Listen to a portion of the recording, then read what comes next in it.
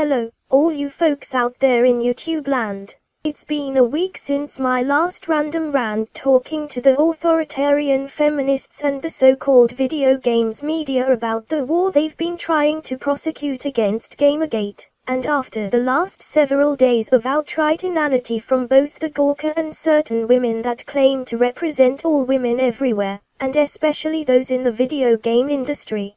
To hear them tell the tale, they are the only women in the industry, or in one case, that every single woman in the industry is seeing harassment from gamergate as a whole, rather than the individuals involved. They are all throwing around accusations of sexism and bigotry like they were bullets made of solid gold. Before we begin, I should define my terms, since the other side can't seem to. I'm going to grab a dictionary, and we're going to do a little compare and contrast between that and the message that those people are currently spreading. First off, an image of the dictionary app used, so we're all on the same page.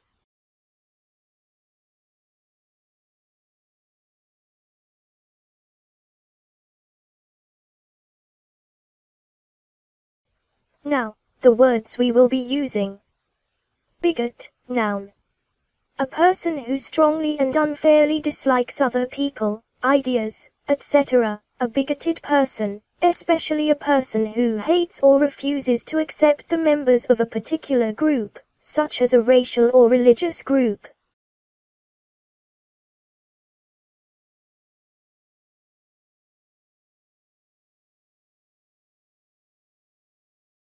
Strangely, this definition doesn't seem to include an exemption to any proposed group, minority status or not. It doesn't even mention minorities. But then, your race doesn't matter, when somewhere in the world, you are not a part of the majority. Yes, every single human being over the age in which they can be taught abstract concepts can be bigoted against every other group imaginable. That includes women against men, any racial group against any and all others, every religion or lack thereof. No one is immune. In the interests of fairness, this can occur in subgroups as well, as new gamers versus the elites. The difference in gaming is that newbie can become the elite. No amount of work on Kage's part will ever make him female in the eyes of most of the feminists I talk to, nor make me male. Nor can I dye my skin and become Asian, Arabic, or anything else. Sexism, noun. Unfair treatment of people because of their sex, especially unfair treatment of women.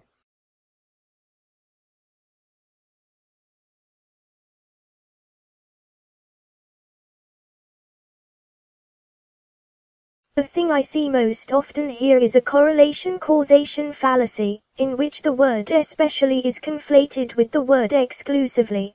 There are women who treat men unfairly because of their sex. There are women who would cut men into small chunks to feed to the cat for the crime of being born male. There are others that would go to the lobbyists to get social reform bills enacted which are friendly to women.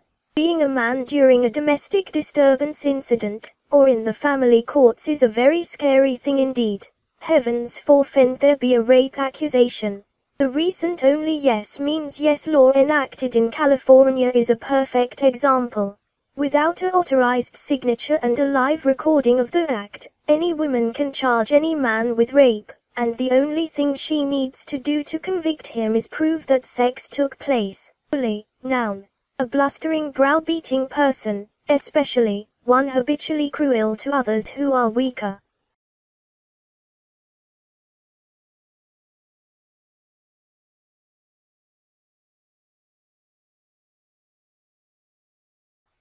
This is fairly clear and concise. Those with power beating down people that have less power. Here's where it gets tricky, though. You see, part of having power is the weapons you have at your disposal. No single gamergate supporter has the amount of pull with the media as a Zoe Quinn, a Brianna Wu, a Lee Alexander, or an Anita Sarkeesian. Yet all four yell and scream rap and misogyny at a population in which no single person holds the sort of power that the least of those four does.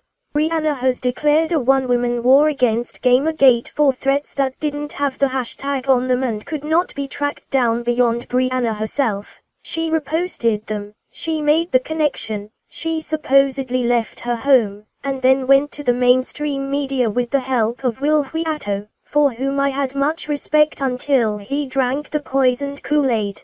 For the last few years, the subculture that is gamers has been under systematic attack. But it was Anita and her Kickstarter for tropes versus women in video games that started the ball rolling towards where we are now.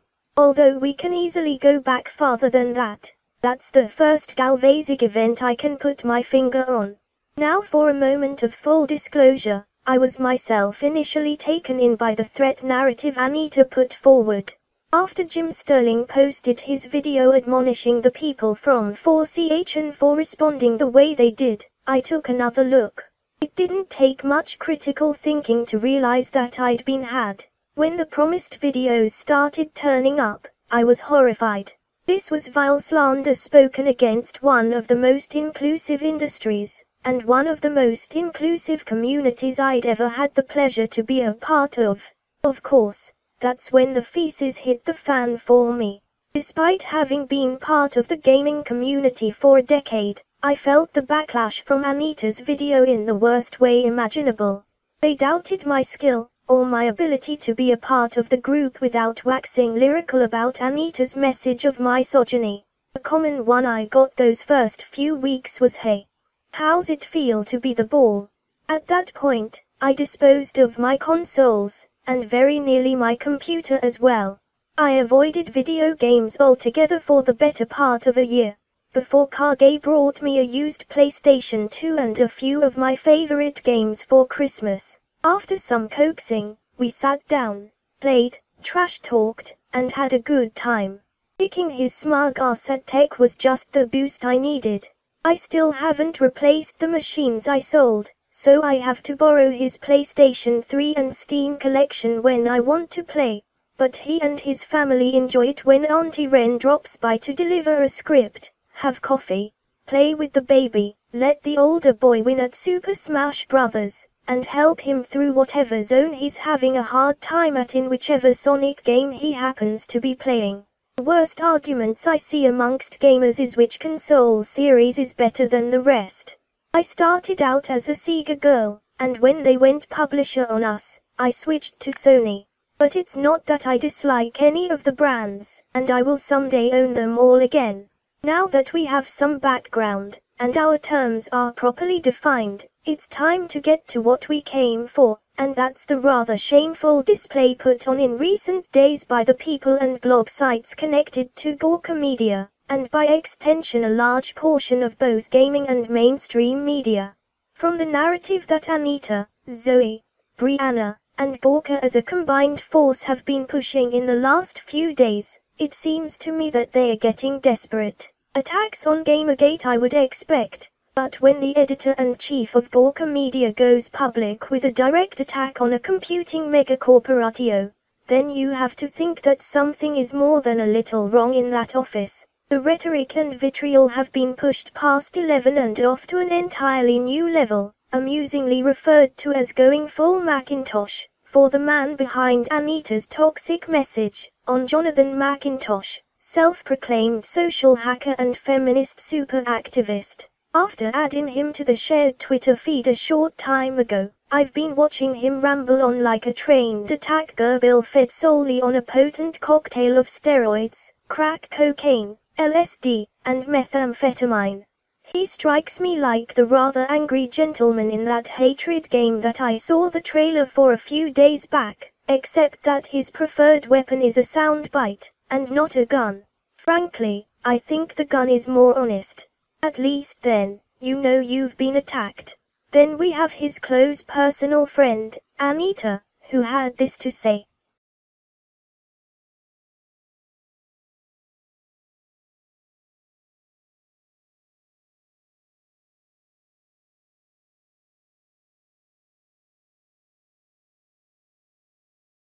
I'd like to think I'm not a horrible human being, but this isn't even the worst. I culled some of this from Twitter directly, and I will freely admit that King of Poles stream with JC3D, Hot Wheels, the Ralph retort, and more had a hand in the decision to approach this subject yet again. So, tell me how it is that a small group of people with nearly unimpeded reach into more than 1 billion households worldwide can even be bothered to notice the tiny, albeit loud and angry voice that is Gamergate. Because they have to have a demo to maintain control of the narrative, and if there's one thing Anita's good at, it is selling a narrative. Yes, some harassment has gone on, but it's nowhere near the epic levels that are being posited by these girls. They cry and whine, and throw their toys out of the pram in an attempt to play the victim, when they are the ones with the ability to push a narrative so hard that even the press is afraid to gainsay them.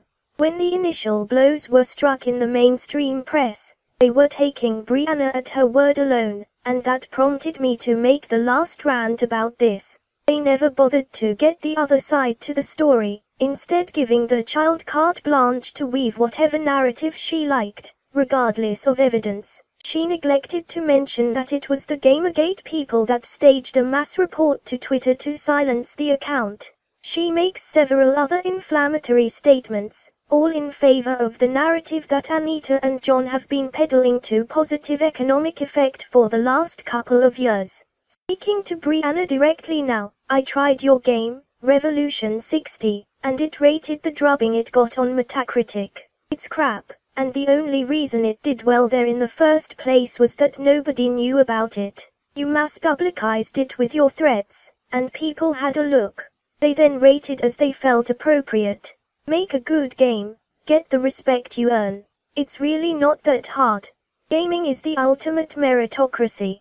If you make something worth buying and playing, then people will buy and play it, and you'll get the kudos you deserve. No more, no less. If you play well, you will be recognized. If you give the master a good fight, or better, beat him or her, then you are ranked with them. People learn who you are by what you do, and they will always remember you for it. I'm going to be remembered for making crappy still image rant videos and reviews of post-release games. Why? That's what I do, and I'm proud of the tiny audience that I've gathered. I've earned that, and if someday I do something to betray them, they'll still remember my videos, but they are going to remember the other event, too. You girls took the low road to make money, and the rest of us are paying for your free ride. The same of the quote-unquote journalists for the gaming industry. Yes, I know, buying your gear from the manufacturers would be cost prohibitive, never mind paying $60 US per title you need to review. I get that, but in no way should this affect your opinions of the materials in question. You're supposed to be professionals, and if a console or a game is poor for valid reasons, then you need to tell us about it. Don't give us the social justice line, expect us to swallow the hook, and then proceed to club us over the head with an anvil. I can tell you now, it's not going to work. What am I saying? It hasn't worked. Gamergate is proof of that. Over the last few days, Gawker and the sites under its aegis have been several different kinds of stupid, from Sam Biddle and his bullying tweets to yet more articles claiming that gamers are dead, to a poor attempt at historical revision, to a faux apology from Biddle and Max Reed's flippant dismissal of those tweets as a joke. As your advertisers started dropping off, the tone has become increasingly more desperate, culminating in Max's article How We Got Rolled by the Dishonest Fascists of Gamergate. In it, he rambles on, accusing Gamergate of most of the world's ills, short of being pillow friends with Kim Jong-un. He goes on to insist that supporters of the movement are a pile of dedicated feminist trolls using a pack of alienated, ill-informed teenagers and young men to harass female activists, journalists, and critics. Excuse me just a moment, please.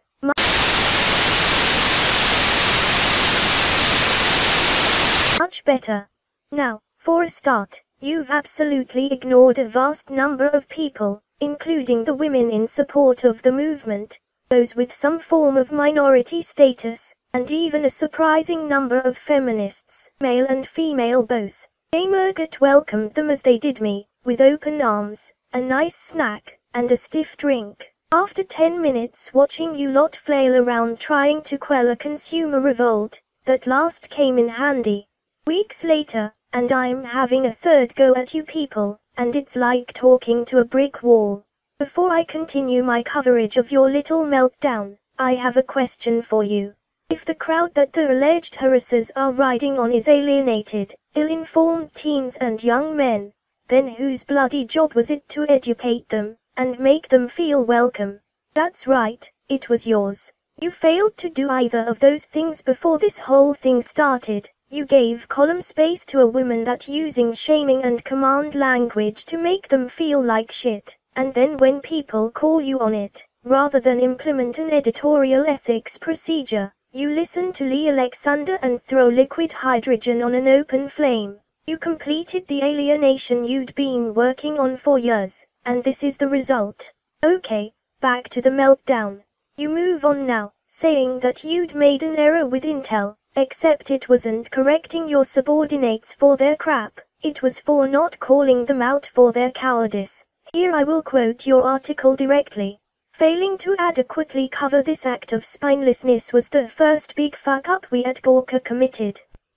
Intel surrendered to the worst kind of dishonesty, and we allowed it to do so without ever calling it out.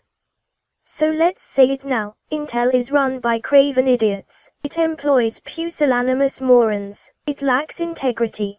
It folded to misogynists and bigots who objected to a woman who had done nothing more than write a piece claiming a place in the world of video games, and even when confronted with its own thoughtlessness and irresponsibility, it could not properly right its wrongs. I won't get into your failure to write in a professional manner, as you're understandably upset that your advertisers are fleeing a sinking ship faster than the proverbial rat. Taking this attitude is certainly not going to ingratiate you to Nissan, Mercedes-Benz, Adobe or anyone else. Your customers, as one of your staffers sees it, are pulling up stakes as your product. The attention of the gamers you've intentionally attagoized takes to its heels, leaving those of us that are doing some proper amateur journalism to cover your every move. Your meltdown has put you under the microscope from both sides, fighting battles across several fronts at once, with your employees acting as our sappers, blowing out chunks of your wall of reputation. Max, you yourself made this tweet late Wednesday evening my time. On reflection, I just spent the day fucking with teens and damaged or Euroatypical people. Productive and enriching use of my time. That attitude is unacceptable in your circles, never mind ours. It's not acceptable anywhere in 21st century society. Those are the words of a bully and a coward.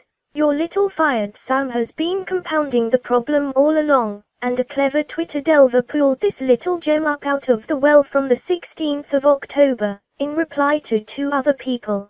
Exactly. We don't need to hear Gamergate out or understand their arguments. Sam's done a pile of damage since then, and it's just not helping you or your cause. Moving on a bit more, we come to Anita and Jonathan, who have taken up leadership roles on the IT side. We have a number of tweets from both of them, and a rather suspiciously timed video release, coupled with the co-opting of the message from Zoe and Brianna. I won't read these tweets directly, but here's a look.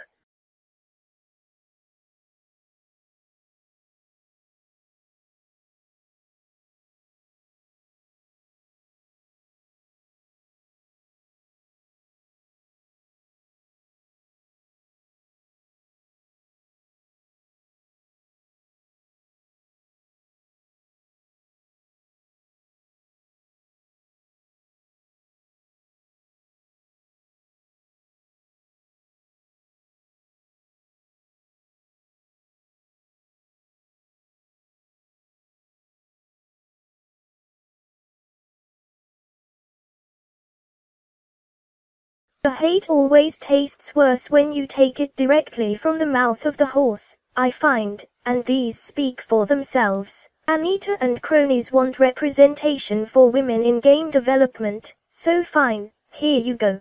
These women here represent more than 3 decades of game developers, and this isn't but a small sampling. Included is the woman that designed Bayonetta, the game designer that made a host of the most popular games for Sega, including Phantasy Star, Sonic the Hedgehog, and Alex Kidd. There just left of center is Roberta Williams, founder of Sierra and creator of the King's Quest and Space Quest point-and-click adventure games, another woman that worked for Atari in the 70s, one of several credited women on the Street Fighter II team, and a host of others, past and present. These women have earned every bit of the respect they have today, instead of demanding it in some sort of victim routine. These are women that will inspire generations of people of all sexes, races, creeds and preferences. Those women are my heroes, and maybe if you acted more like them, you might not be dragging your allies hip deep in your shit. Now, John, I have a question for you. What precisely is a social hacker? Is that like a computer hacker, only using social media? A social engineer? Perhaps. From your actions, it would certainly seem so. You have 3,000 odd followers on your personal Twitter, and from there you spew some of the most hateful bollocks it's ever been my misfortune to see. The worst 4chan could throw at me pales in comparison to what you can pack into 140 characters. You made the claim in one tweet that you were the only person that knew enough to be able to use the word sex without being misogynistic. In another, you state that you know what gamergate's preferred woman is. What you prove is that you know little or nothing about the world as it exists, preferring instead to paint your own pretty picture and force others to see it. The emperor wasn't wearing any clothes, Johnathan, and you've even managed to go full Macintosh on that. Back to one of Anita's tweets for a moment. We have her claim that this is a war on women in gaming by sexist monsters. It seems to me, and a number of people that I know, that you have that completely backwards. If Gamergate is about gender on any level, then it's about Gamergate rejecting the narrative that you and your pet journalists are using for a cudgel to create exclusiveness in gaming, by trying to break up what you see as a pervasive patriarchy in the industry and the fanbase. You see, that's not the way you do things. You created the divide you're talking about out of whole cloth, and then used shaming and command language to make it happen. Before I stopped playing online multiplayer games, I took as much abuse from women for standing up for the lone male in a group as I did as the only girl in an all-male group. Although usually by the end of the match, the shit flinging from the men had usually stopped, or at least tapered off to a dull roar, whereas the girls would just get worse. I was doing just fine before you started helping, thank you very much. I had to earn my standing, and I was proud of that. You took that away from me, and from every woman that dons a microphone, and it's been a struggle to get that back. For the most part, though, we've succeeded. The larger core of gamers have realized that you're talking shit, and they get that. But if you get to talk shit, so do they, and not agreeing with you is not harassment. Calling a professional victim for what it is isn't sexist. I know a few guys that do it too. Brianna. What can I say that hasn't been already? Nobody here wants you dead. We'd like you to try and earn your way to the top spot in the gaming industry rather than going for a quick buck, but we don't want you dead. We don't want any of you to die by violent means, regardless of who inflicts it. We want you to be honest, reasonable, and willing to work for what you're getting. Sure, your MIOS game was crap, but lots of first drafts are. You have to see a failure as an invitation to do better, not as people trying to hurt you. That sort of thing isn't good for your blood pressure. Please do us all a favor, and keep breathing. Neither side needs a martyr. We're happy to engage with you, if you can just let go of the dark side. You don't need to be the Godzilla of bitches. Besides, you're not a dog. You can't prove that the threats leveled at you, while disturbing, were anything more than the ravings of a single individual. Your article on Zoxo is the first I've heard of an attempt at your company's holdings, and frankly, some of your friends are terrible people. Particularly Lee Alexander and Matty Bryce. Zoe's not much in terms of personality either. That one's pretty much just a sandwich board with the word victim on it. You've done some really vile things of late, Brianna, and you're going to have to work really hard if you want to get somewhere in gaming now as anything other than a mouthpiece for Jonathan McIntosh. Your manifesto makes several wild accusations, to finish up with this at the very end, after again posting an edited series of tweets from Chatterwhitema. When you take your last dying breath, I want you to know this. It was an absolute pleasure knocking you on your ass for the fine women in this field. I'm going to suggest that you're not representative of the fine women in this field, and interview article on the Escapist with anonymous female game devs handpicked by people that were not the original reporter or not. You only truly represent yourself. To assume you speak for all women the way that Anita does, you infantilize us, and force us to be victims, not to the gamers, not to the trolls, although some of them are pretty nasty. And it's an effort shutting them up when we catch them. We're being victimized by you, Zoe, Anita, and the professional victim / misogyny narrative. You and your mob claim to know better than we do what we're thinking, feeling, and wanting, and you just don't. True equality will never come at the point of a sword. It comes from hard work and a willingness to deal with being shit on occasionally. The Irish and the Chinese did it more than a century ago. By those means, they gained economic power over time by proving that they could meld with society, and eventually all the really nasty hate went away. The Japanese here did it too, and took a lot less time about it. Large parts of the African American and Hispanic communities are doing the same, and getting the same result. Yes, it took a bit of yelling to level the playing field in legal terms, but for many of them, they have an equality of opportunity that is unrivaled in most of the world. In Britain, it's not unusual to see a dark-skinned individual dating a lighter-skinned person any more than it is to see them in positions of power. You still get some of the same sorts of bollocks that you get elsewhere, but by and large, it's fairly well under control, and it was achieved by normal societal pressures rather than attempts at violent upheaval. Now to bring this around full circle, to try and get this done in under 5,000 words, I went to rather significant lengths to get everyone's attention, and address the arguments being put forward, and chances are I've missed a few. I haven't said word one about IFIITCHA, because it's IFIITCHA.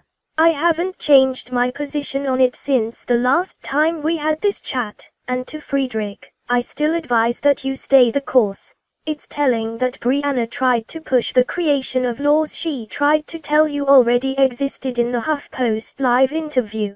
Your recent improvements to the site overall allow anyone to go in and mass report if they want to. Past that, it's the problem of the individual board administrators. Finally, Maximum. I might suggest that you rethink your position with respect to your consumers. The following from the article I quoted earlier is only going to help you destroy your company. You claim to be for courage and honesty, and you take cynical, cowardly pot shots at the hands that feed you. Brands like Adobe and Intel, willing to distance themselves from independent publishers over the spurious claims of a limited but dedicated group of misogynists and trolls, share an important core value with gamergate, misogyny. Kidding. A value that defines both gamergate and brand response is cynicism. A brand that honestly believes it needs to clarify that it is vehemently opposed to bullying of any kind, as though there are or have ever been genuine corporate supporters of bullying, and as though anyone was ever in danger of thinking the makers of Photoshop might be among their number. Passes on to its adult customers the same corroding cynicism that the opportunistic reactionaries running gamergate imbue in their maladjusted teenage followers, releasing into the world a statement as vacuous as Adobe's tweet, or as inane as Intel's apology, demonstrates not that those brands stand against something, how else can anyone possibly feel about bullying, but that they stand for nothing. Gamergate isn't going to kill Gawker, Maximum. You're doing a fine job all on your own. In parting, I want to leave you with a thought, ladies, gentlemen, and various in between. Gamergate, and not, involved or not, or whether you're a regular subscriber that's going to use up this channel because said the things above. My opinions are my own, and I'm taking a stand for what I believe is right, and for the reasons outlined above. You all can call it a hit piece, and disgruntled woman being bitchy because she's not part of the in crowd, a harassing troll, or what have you, and I don't particularly care. This isn't about the people I've just been talking about, it's about showing everyone else where the failings in the arguments and rhetoric are. I may have rambled on and jumped from place to place, but those are my own failings, and like every creature that lives, I make mistakes and get lost in thoughts and wander off.